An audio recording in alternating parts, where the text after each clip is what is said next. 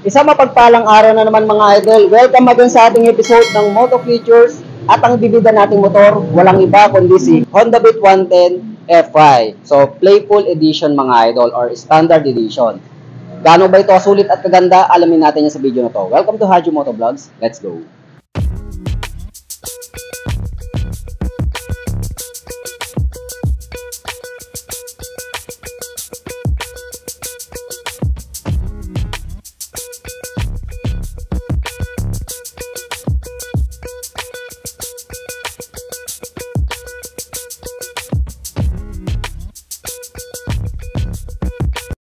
Okay, isang maulang araw na naman mga idol. Dito naman tayo sa Honda Guanzon Masinloc branch para mag-check ng motor. So ito nga si Honda Beat Playful Edition or Standard Edition mga idol.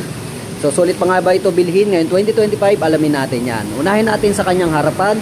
So nandun pa rin ang kanyang napaka-pogi at napaka-sporty na design mga idol. Kulay nga pala nito is red and black.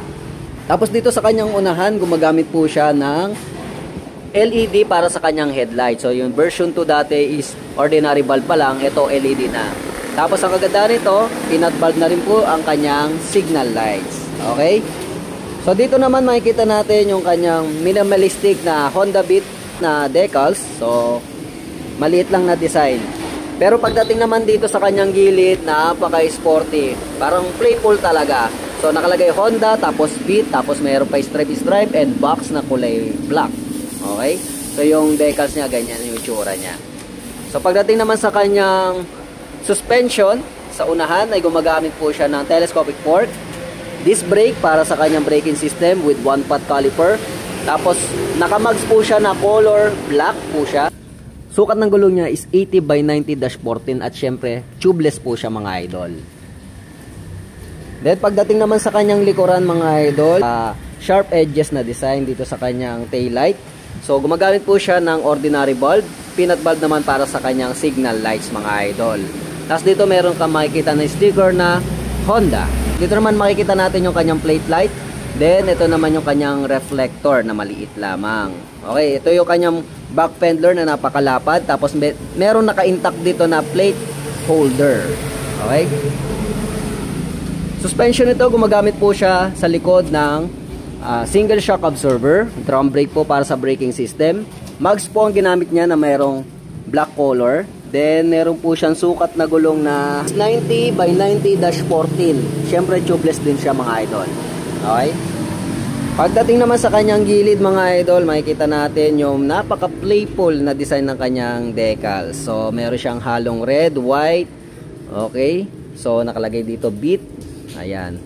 Then dito naman makikita natin sa bandang ibaba ang kanyang airbox na nakalagay dito ay ESP.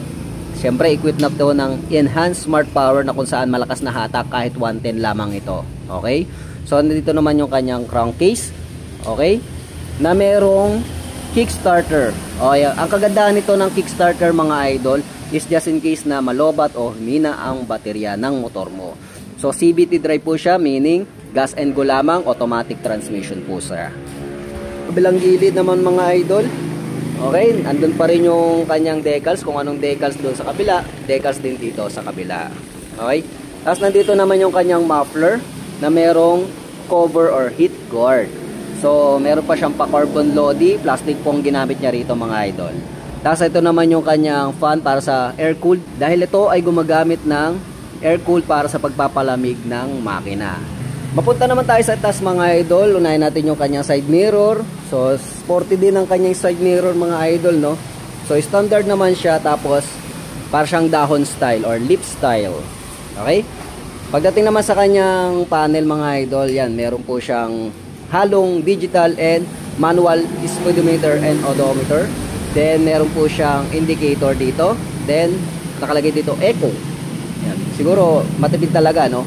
At ang kagandahan kasi nito, PGMFI po siya. Equipped na rin po ito ng PGMFI or Programmable Fuel Injection na kung saan mas matipid ito sa pagkonsumo ng gasolina. So pwede po siyang pang daily use. Button and switches naman mga idol, meron siyang high and low, busina, turn lights.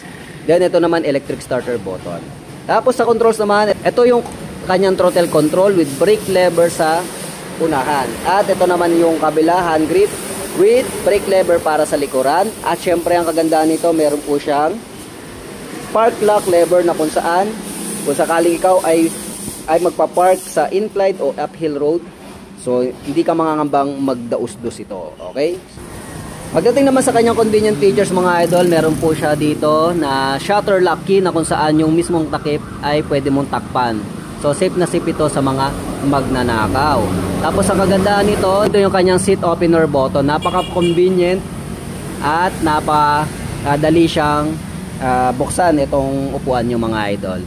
So pagdating naman sa kanyang convenient pocket, unahin natin itong walang takip. So maliit na makipot pero pwede na rin paglagyan ng kung ano-ano. Okay?